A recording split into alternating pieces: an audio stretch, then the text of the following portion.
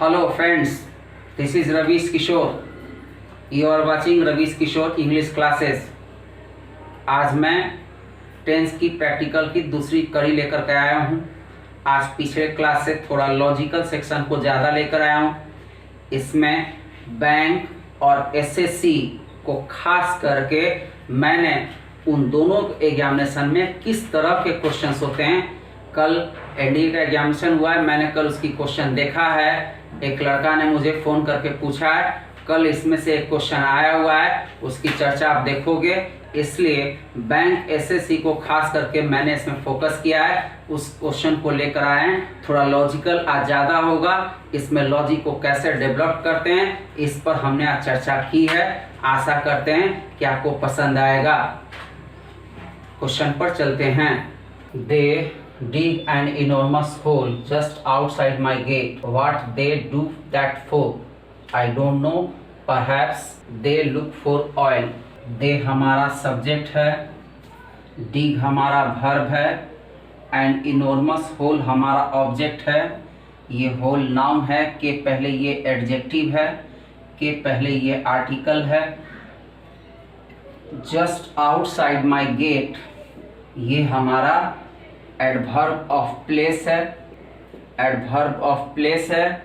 अब किसी का गड्ढा खोदना हैबिचुअल या नेचुरल हो सकता है, लेकिन मेरे गेट के बाहर खोद रहा है, ये किसी का हैबिचुअल या नेचुरल नहीं हो सकता है, ये पक्का पर्पस होगा। तो पर्पस को दिखाने के लिए हमें इंडेफिनिट का कभी यूज नहीं करना चाहिए। अगर माई गेट नहीं होता तो यह सेंटेंस इंडेफिनिट में जाता। माई गेट आ चुका है इसलिए इंडेफिनिट में नहीं जाएगा। यहाँ का आंसर कंटिन्यूअस में जाना चाहिए कि they are digging an enormous hole. ये हमारा इसका आंसर होना चाहिए। नेक्स्ट कह रहा है what they do that for. यहाँ फॉर लगा करके ऑलरेडी पर्पस दिखा रहा है कि वो क्यों इस कर रहा है। अब यहाँ पर फोर जो है एडवर्बियल नेचर में है, यह किसी का फिर हैबिचुअल या नेचुरल नहीं होगा, इसलिए ये भी कंटिन्यूअस में जाना चाहिए। इसलिए are they doing that for होना चाहिए, यानी what are they doing for होना चाहिए।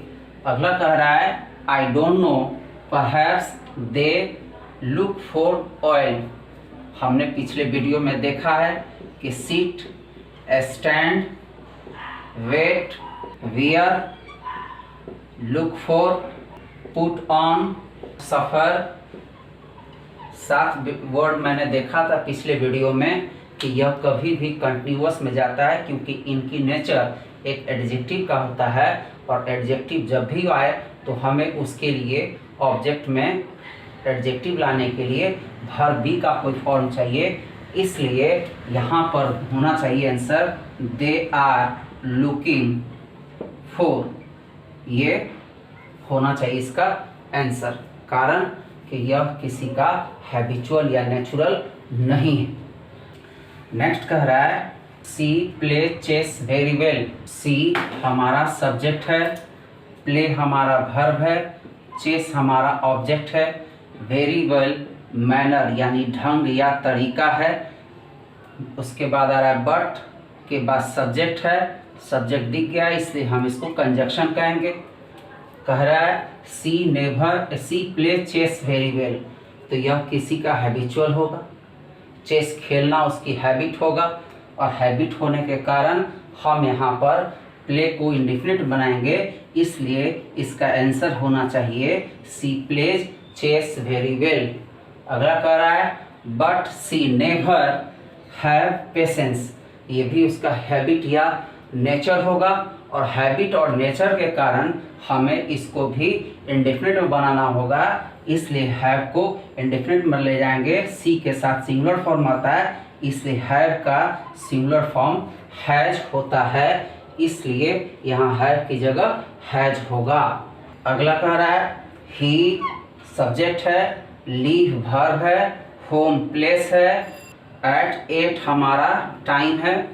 यहाँ फिर कह रहा है एट 8 एवरी डे, तो यहाँ एट एवरी डे जो है एक तरह का रूटीन दिखा रहा है, तो हमने प्रेजेंट इंडेफिनिट में देखा है।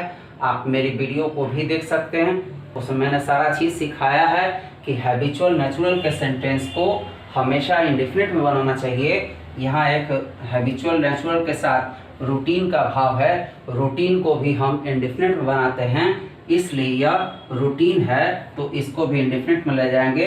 यानी इस वर्ब का आंसर लीव की जगह लीव्स होना चाहिए, कंटिन्यूअस में नहीं जाएगा, क्योंकि यह एक तरह का रूटीन है। आगे कह रहा है but he never reach on time.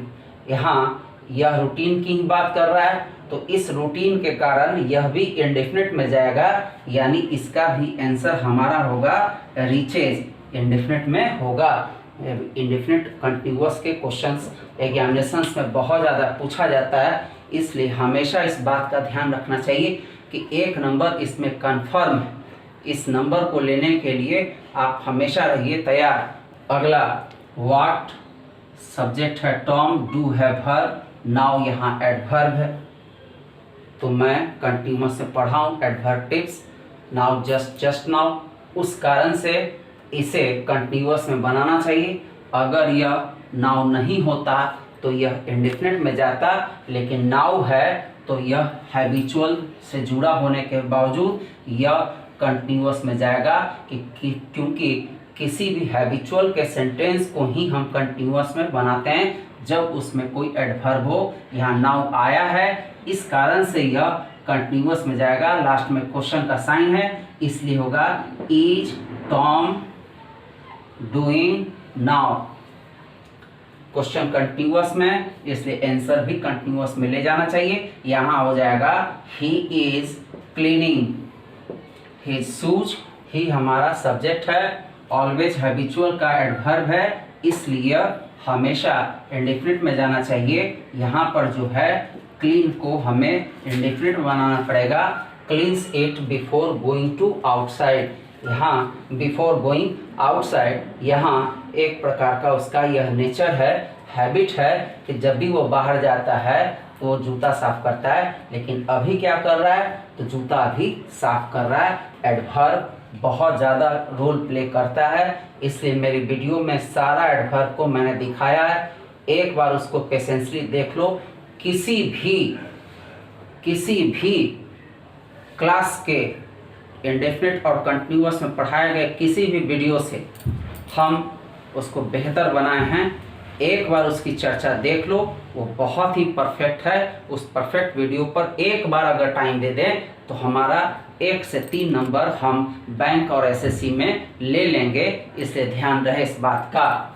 Next कह रहा है you not tell the truth. अब यहाँ यू सब्जेक्ट है, नॉट टेल हमारा वर्ब है, द ट्रूथ कह रहा है। ट्रूथ एब्स्ट्रैक्ट नाउन है, कभी भी एब्स्ट्रैक्ट नाउन में आर्टिकल नहीं लगता है, यह डिटरमाइनर के रूप में। तो किसी पार्टिकुलर चीज़ को या पार्टिकुलर सिचुएशन को जब दिखाना चाहते हैं तब हमें वहाँ डिटरमाइनर्स का यूज करना चाहिए। यहाँ पर द आकर के यह दिखाने की कोशिश कर रहा है कि यह एक प्रकार का पार्टिकुलर पर्पस है। अगर यह द ट्रूथ नहीं होता, ट्रूथ होता, तो इसका मतलब कि वो हैबिचुअल या नेचर से जुड़ा हुआ भाव है। यहाँ द ट्रूथ लगा करके वह डिटरमाइन करना चाह रहा है सेंटेंस को, इसलिए हम यहाँ इसके कारण इसको कंटिन्यूअस में बनाएंगे।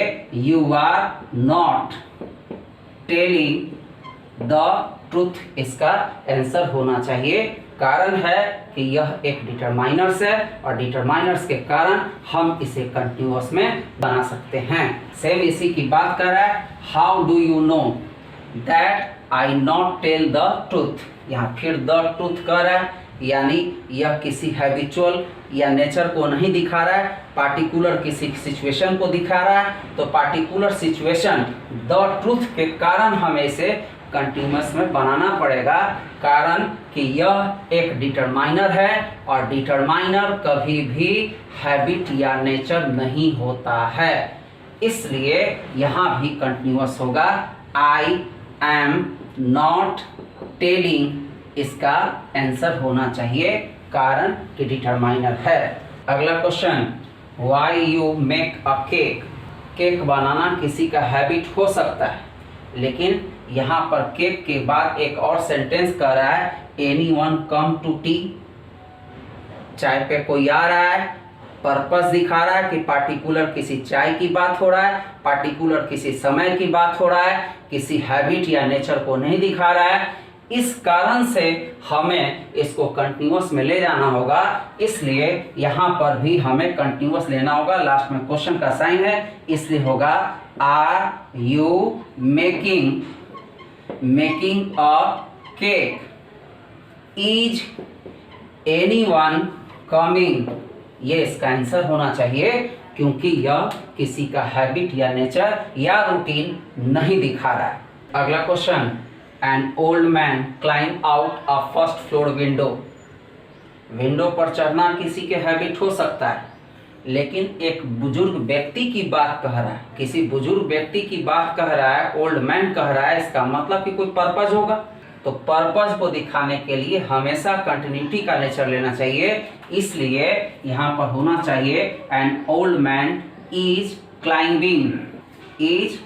Climbing out a first floor window. इसलिए यहाँ पर हमें कंटिन्यूटी का नेचर दिखाना होगा, क्योंकि यह किसी का पर्पस होगा, हैबिचुअल नहीं है। अगला कह रहा है I think verb of perception, verb of state of mind का वर्ब है। किसी भी वर्ब को अगर हम कोरिलेट करते हैं कि वह दिमाग की अवस्था दिखा रहा है या ज्ञानेंद्रियों का वर्ब है, तो हम ऐसे सिचुएशन में कभी भी इंडेफिनिट का टेंस लेते हैं। थिंक हम दिमाग से करते हैं, इसलिए यहाँ रखा गया वर्ब एक प्रकार का नेचर है किसी व्यक्ति का थिंक करने का। यह नेचर के कारण हमेशा इंडेफिनिट में जाएगा। सब्जेक्ट वहाँ आई है, इसलिए यह थिंक हमारा सही है। आगे कह रहा है समवन शुड स्टॉप हिम। यहाँ यह हैबिट या नेचर नहीं दिखा रहा, ब्रैकेट नहीं है, इसलिए हम इसको छोड़ रहे हैं। आगे कह रहा है you see my bike keys anywhere. See हम ज्ञानेंद्रियों के वर्ब में लेते हैं। वर्ब के देखने के बहुत सारे वर्ब हैं, लेकिन सी को नेचुरल वर्ब कहा जाता है। इसके अलावा कोई भी दिखने वाला वर्ब अगर नेचर से जुड़ा हुआ नहीं है तो हम उसे कंटिन्यूअस में ले जाते हैं, लेकिन यह नेचुरल वर्ब है। किसी भी नेचुरल वर्ब को हमेशा इंडेफिनिट में ले जाना चाहिए, इसलिए यह हम इंडेफिनिट में ले जाएंगे। लास्ट में क्वेश्चन का साइन है, तो इसलिए इसका आंसर होगा do you see my bike keys anywhere. ये होना चाहिए, कारण है यह वर्ब ऑफ परसेप्शन का वर्ब है। वर्ब ऑफ परसेप्शन के कारण हम इसे कंटिन्यूअस में नहीं ले जाएंगे। आगे कह रहा है नो आई लुक फॉर। अभी मैंने कहा है सात वर्ब, लुक फॉर अगर कुछ भी नहीं रहा है, यानी कोई हैबिट का कोई इसमें सेंटेंस नहीं दिख रहा है, इसलिए हमें इसे कंटिन्यूअस में ले जाना चाहिए। इसका होगा I am looking for them but I not see them. यहाँ फिर सी आ रहा है, सी फिर जो है नेचुरल वर्ब है, इसलिए इसको इंडेफिनिट में ले जाना होगा। डू नॉट सी देम होना चाहिए, कारण कि यह नेचुरल वर्ब है। नेचुरल वर्ब को कभी भी हम कंटिन्यूअस में नहीं ले जाते हैं, इसलिए पहला इंडेफिनिट में जाएगा, दूसरा यहाँ कंटिन्यूअस में जाएगा, तीसरा यहाँ इंडेफिनिट में जाएगा। नेक्स्ट कह रहा है why you walk so fast today. Today लगा है तो यह किसी का हैबिट तो होगा नहीं। अगर यह टुडे नहीं होता तो यह हैबिचुअल या नेचुरल में होता। अगर टुडे लगाया है तो कोई पक्का पर्पस होगा। पर्पस दिखाने के लिए हमें याद रखना है कि टेंस हमारा कंटिन्यूअस में जाता है। लास्ट में क्वेश्चन का साइन है, इसलिए आर यू वॉकिंग ये हमारा आंसर होना चाहिए। आगे कह रहा है यू यूजुअली, अक्सर, हैबिट। तो जब भी हैबिट नेचुरल का सेंटेंस का भाव हो एडवर्ब का तो हमें इंडेफिनिट में लेना चाहिए। यहाँ पर यू यूजुअली वॉक यानी इंडेफिनिट में जाएगा। कारण है कि यहाँ यूजुअली आया है, यहाँ एक क्वेश्चन के फॉर्मेट में है, यहाँ यह आंसर दे रहा है। आगे कह रहा है आई हरी, तो इसका क्वेश्चन कंटिन्यूअस में, इसका आंसर भी हमें कंटिन्यूअस में ले जाना पड़ेगा। I am hurrying because I meet my mother, मैं जल्दी में हूँ क्योंकि मैं माँ से मिलने जा रहा हूँ। मिलता हूँ नहीं जी, यह नेचर कभी भी कंटिन्यूटी का होगा क्योंकि यह यहाँ पर कारण दिखा रहा है और यहाँ फास्ट का कारण है, इसलिए यहाँ का सेंटेंस भी आई एम मीटिंग होना चाहिए। यहाँ पर मीटिंग होना चाहिए क्योंकि यह नेचर ऑफ कंटिन्यूटी का क्वेश्चन है, आंसर उसी टेंस में जाता है। रीजन का एक कंजक्शन जोड़ा हुआ है, रीजन के कंजक्शन के कारण यह रीजन यहाँ ऑलरेडी हम दिखा चुके हैं, इसलिए ये भी कंटिन्यूअस में जाएगा। अगला क्वेश्चन आई थिंक ऑलरेडी दिमाग की अवस्था है, तो दिमाग की अवस्था को कभी भी हम कंटिन्यूअस में नहीं बनाते हैं, इसलिए इसको चुपचाप से इंडेफिनिट छोड़ेंगे। आई है यहाँ, इसलिए थिंक में कोई बदलाव नहीं करेंगे, कुछ भी सोचने की जरूरत नहीं है। कभी भी verb perception state of mind का वर्ब हो तो उसे इंडेफिनिट या परफेक्ट में ले जाते हैं। यहाँ पर यह इंडेफिनिट या परफेक्ट में जाएगा। फिलहाल हम चर्चा कर रहे हैं टेंस 2 का, इसलिए यह इंडेफिनिट में जाएगा। आगे कह रहा है it is pity you don't take more exercise you get fat. तो फैट तो दिखेगा जी, मोटा हो रहे हो कि होते हो, मोटे हो रहे हो तो दिखे तो कंटिन्यूअस। सारे बैंक एसएससी वाले दिमाग में डाल लो एक शॉर्टकट मंत्र, किसी भी वर्ब में यह दिखने का भाव आ जाए तो उसे कंटिन्यूअस में ले जाओ, दिखने का भाव नहीं हो तो उसे हमेशा इंडेफिनिट में ले जाना चाहिए। यहाँ पर फैट दिखेगा इसलिए यह कंटिन्यूअस में जाएगा। यू आर गेटिंग फैट होना चाहिए। अगला कह रहा है why Mrs Singh look so angry, कैसा कैसा, सो एंग्री, तो ये दिखेगा। एंग्री कोई होगा जिसको कोई देख रहा होगा, तो दिखे तो कंटिन्यूअस, नहीं दिखे तो इंडेफिनिट, इसलिए होगा इज लुकिंग सो एंग्री। आगे कह रहा है मिसेस सिंह, ये साइन होता है नेचर कंटिन्यू है। Mister Singh smoke a cigarette, तो सिगरेट पीते हैं ये हैबिट हो सकता है, लेकिन एंग्री है तो तत्काल किसी समय होंगे। कह रहा है smoke a cigarette and drop the ash on the carpet, cigarette पीना किसी का हैबिट हो सकता है जी, लेकिन कारपेट पे गिराना किसी का हैबिट तो नहीं होगा, क्योंकि जब कारपेट रहेगा तो सिगरेट पिएगा ऐसा तो भाव नहीं होता। तो कोई पार्टिकुलर सिचुएशन है, उस पार्टिकुलर सिचुएशन के कारण इसे भी कंटिन्यूअस में जाना चाहिए, इसलिए यहाँ पर इज स्मोकिंग होना चाहिए और यहाँ पर ड्रॉपिंग होना चाहिए। यहाँ बीच में एंड आ रहा है, conjunction same parts of speech को जोड़ता है, ड्रॉपिंग होना चाहिए। यहाँ conjunction same parts of speech को जोड़ता है, कॉमन को छोड़ता है। इज मिस्टर सिंह के साथ आ चुका है, तो is smoking a cigarette and dropping the ash on the carpet, ये हमारा आंसर होना चाहिए। अगला कह रहा है this is our itinerary, itinerary का मतलब होता है यात्रा का एक प्लान। तो जब हम प्लान करते हैं तो फ्यूचर में होता है जी, क्या प्लान कर रहा है, we leave home on 8 arrive in Delhi on 9th, तो ये तो प्लानिंग हो रहा है, इसको सर्टेन फ्यूचर, और सर्टेन फ्यूचर डेफिनेशन का वर्ड है जी कि habitual, natural, routine, shortage and certain future, ये 5 चीज़ों को हमेशा इंडेफिनिट बनाना चाहिए।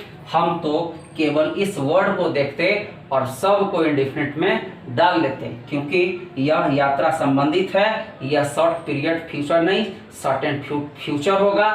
सर्टेन फ्यूचर को हमेशा इंडेफिनिट में बनाते हैं, इसलिए यहाँ लीव में वी है तो लीव में कोई बदलाव नहीं, इसी तरह से वी है तो अराइव में कोई बदलाव नहीं, स्पेंड है वी के कारण, स्पेंड भी इंडेफिनिट में जाएगा। The day in Delhi and set out that night for Jaipur, यह सब एक वर्ड से हम इसका हिंट्स ले सकते हैं कि इस इशनरी का मतलब होता है यात्रा का निश्चित प्रोग्राम। यात्रा का निश्चित प्रोग्राम हमेशा हम फ्यूचर को ध्यान में रख करके बनाते हैं, इसलिए सारे वर्ब हमारा इस सेंटेंस में इंडेफिनिट में जाएंगे। इसका आंसर इंडेफिनिट टेंस होगा। अगला कह रहा है this book is about a lady, तो पक्का किसी किताब में तो कहानी होगा, निश्चित होगा। आज देखें या 1000 साल बाद देखें तो यह एक तरह से देखने का भाव सर्टेन होगा, निश्चित होगा कि उस बुक में जो कहानी उसमें वही रहेगा। कभी भी शॉर्ट टेल को हम इंडेफिनिट बनाते हैं, इसलिए यह इंडेफिनिट में जाएगा who deserts her family and goes to live on a Pacific island. यहाँ का आंसर होगा डेजर्ट्स और यहाँ होगा गोज, क्योंकि यह एक प्रकार का शॉर्ट टेल्स का स्टोरी का है, इसलिए हम इसे इंडेफिनिट में ले जाएंगे। अगला कह रहा है लुक एट दैट क्राउड, किसी पार्टिकुलर क्राउड को कह रहा है। आई वंडर कहाँ से करोगे, आश्चर्य कहाँ से होगा, शरीर के किस अंग से होगा। मेरा शॉर्टकट तरीका है जी, हेलमेट के अंदर से आने वाले किसी भी वर्ब को आप इंडेफिनिट बनाओ। वंडर स्टेट ऑफ माइंड का वर्ब है, यह इंडेफिनिट में जाएगा, इसमें कोई बदलाव नहीं करो क्योंकि यहाँ आई आ चुका है, आई वंडर छोड़ देंगे। व्हाट दे वेट फॉर, अभी मैंने 7 वर्ब देखा है, सीट स्टैंड वेट वियर, इसमें देखेंगे केवल ये आने के बाद इस वर्ब में कि कोई ऐसा हैबिचुअल नेचर का वर्ब तो नहीं है। तो इस तरह का वर्ब जब भी आए तो एक बार ताक लो पूरे सेंटेंस में कि कोई हैबिचुअल का एडवर्ब नहीं है, तो आप इसे कंटिन्यूअस बनाओ। यानी व्हाट लास्ट में फुल स्टॉप है, इसलिए हेल्पिंग वर्ब पहले नहीं जाएगा, बाद में जाएगा, तो होगा दे आर वेटिंग फॉर होना चाहिए। आगे कह रहा है I think they wait for someone to attack, ये भी कंटिन्यूअस होगा कि they are waiting for someone to attack. यह एक प्रकार का सीट स्टैंड एडजेक्टिव का काम करता है, वेट एडजेक्टिव का काम करता है, जो दिखने का भाव होता है, और दिखने के भाव में कभी भी हम कंटिन्यूअस का यूज करते हैं, इसलिए यह सेंटेंस हमारा कंटिन्यूअस में जाएगा। नेक्स्ट आ रहा है the plane that you look at now just take off for Delhi. यहाँ नाउ आ रहा है, नाउ के नजदीक में लुक है, नाव के नजदीक में लुक है, इसलिए कंटिन्यूअस में जाएगा। जस्ट एडवर्ब ऑफ कंटिन्यूअस है, बाद का भी वर्ब किस में जाएगा, कंटिन्यूअस में।